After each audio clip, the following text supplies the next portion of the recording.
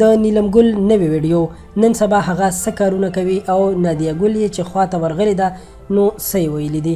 که غواړئ چې په پوره معلوماتو باندې خبر شئ نو دا ویډیو تر اخره وګورئ. دوستانو، نیلم ګل چې د پښتو فلمونو او ډرامو مشهوره اکټره ده او د اکټینګ سره سره سټیج شوګانې هم کوي او ډېرې پیسې ګټي. اگر که پښتو فلمونه پاکستان کې جوړیږي خو د سټیج شوګانو لپاره دوبۍ او نورو ملکونو ته ځي او پیسې ګټي. د نیلم ګل او د هغې د خاوند مراد څه موده وړاندې په خپل منځ کې طلاق وشو. د طلاق نه پس مراد دویمه ښځه وکړه چې فاطمه ګل نومیږي او د فاطمه ګل د واده سره سره نیلم ګل د طلاق نه پس د مور په کور کې ناسته. دوی خپلې ټولې لانجې سوشل میډیا ته راوړئ چې څه موده وړاندې نیلم ګل ویل چې مراد په ما غلط کارونه کول او پیسې را باندې ګټلې.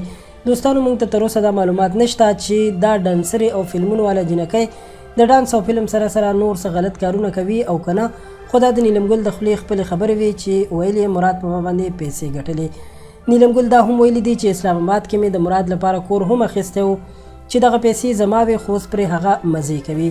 او ویلي و چې مراد سره کوم ګاډی دی هغه هم زما په پیسو باندې اخیستل شوی دی چې د هغې نه پس مراد په یو لایو ویډیو کې راغلی او ویلي و چې نیلم ګل زما په سر نیلم ګل وه، اوس نیلم ګل هیڅ هم نه ده.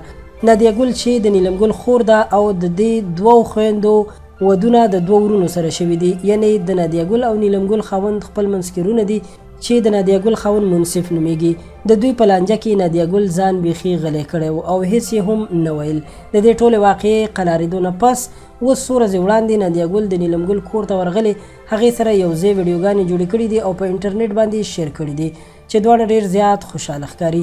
داسې ښکاري چې نیلم ګل هم د مراد د ظلم او ستم نه تنګه شوې وه او په طلاق ورته ازادي میلاو شوه. دوستانو، اگر که طلاق یو بده کلمه ده او طلاق ورکول ښځې ته نه دي پکار، خو دا د هغوی کورنۍ معامله ده. خو یوه خبره باید زه وکړم چې رښتیا هم د مراد په شان خاوند نه خاوند ښه دی، ځکه چې نیلم ګل ویلي و دوی ښځې د پیسو ګټلو لپاره کوي او مراد زما نه مخکې هم دوه ښځې کړې وې چې بیا یې هغه د نیلم ګل د واده سره طلاق یې کړې. او اوس چې د نیلم ګل دوران په تېرېدو نو دې ته یې هم طلاق ورکړو او بله ښځه یې وکړه. نو دوستانو، دا د نیلم ګل باره کې تازه معلومات چې تاسو سره مو شریک کړل. ویډیو در سره لایک کړئ او پشتو پوسټ چینل هم سبسکرایب کړئ چې تاسو ته وخت په وخت همدغسې معلوماتي ویډیوګانې په وخت در ورسیږي. ډېره ډېره مننه.